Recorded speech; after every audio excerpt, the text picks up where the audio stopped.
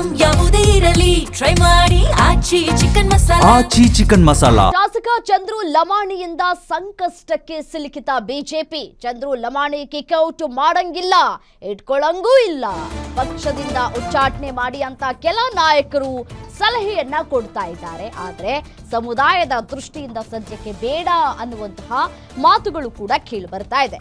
ಪಕ್ಷಕ್ಕೆ ಡ್ಯಾಮೇಜ್ ಆದ್ರೂ ಸೇಫ್ ಮಾಡ್ತಿರೋದು ಯಾಕೆ ಗೊತ್ತಾ? ಅರೆಸ್ಟ್ ಆಗಿರೋ ಶಾಸಕನ ಸಮರ್ಥನೆಗೆ ನಿಂತ ಬಿಜೆಪಿ ನಾಯಕರು. ಅಸಲಿಗೆ ರಾಜ್ಯ ಬಿಜೆಪಿ ನಾಯಕರಿಗೆ ಇರುವಂತಹ ಆತಂಕವಾದ್ರೂ ಏನು?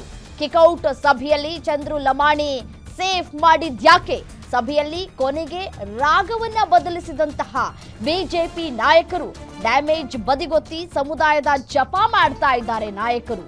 ಚಂದ್ರು ಲಮಾಣಿ ವಿರುದ್ಧ ಕ್ರಮ ಆದ್ರೆ ರಾಜಕೀಯವಾಗಿ ನಷ್ಟವಾಗ್ಬಿಡುತ್ತೆ. ಇದೇ ತರ ಲಕ್ಷ ಪೀಕ್ತಾ ಇದ್ರೆ ಅದು ನಷ್ಟ ಆಗೋದಿಲ್ಲ. ಬಿಜೆಪಿಯಿಂದ ಸಮುದಾಯ ದೂರವಾಗುವ ಆತಂಕ.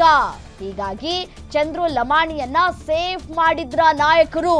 ಸರ್ಕಾರವೇ ಟಾರ್ಗೆಟ್ ಮಾಡ್ತಾ ಇದೆ ಅಂತ ಹೇಳಿ ಬಿಜೆಪಿ ಇದೀಗ ಯೂ ಟರ್ನ್ ಹೊಡೆದಿದೆ. ಮತ್ತೆ ಸರ್ಕಾರದ ಮೇಲೆ ಗೂಬೆ ಕೂರಿಸುವಂತಹ ಕೆಲಸವನ್ನ ಮಾಡ್ತಾ ಇದ್ದಾರೆ. ನೋಡಿ, ಆರ್ ಅಶೋಕ್ ಮತ್ತೆ ವಿಜೇಂದ್ರ ಅವರು ಶಾಸಕರನ್ನ ಉಚ್ಚಾಟಿಸುವಂತಹ ಧೈರ್ಯವನ್ನ ತೋರಿಸ್ತಾರಾ ಅನ್ನುವಂತಹ ಪ್ರಶ್ನೆಗಳು ಕೂಡ ಕಾಡ್ತಾ ಇತ್ತು. ಬಟ್ ಆದ್ರೆ ಇಲ್ಲಿ ಧೈರ್ಯ ತೋರಿಸುವಂತಹ ಕೆಲಸವನ್ನ ಮಾಡಿಲ್ಲ. ಉಚ್ಚಾಟನೆ ಮಾಡುವಂತಹ ಈ ಒಂದು ಪ್ರಮೇಯಕ್ಕೆ ಮುಂದಾಗ್ತಾ ಇಲ್ಲ. ಹಾಗಾಗಿ ಒಂದು ಕಡೆ ಸರ್ಕಾರವನ್ನೇ ದೂರುವಂತಹ ಕೆಲಸವನ್ನ ಮಾಡ್ತಾ ಇದ್ದಾರೆ.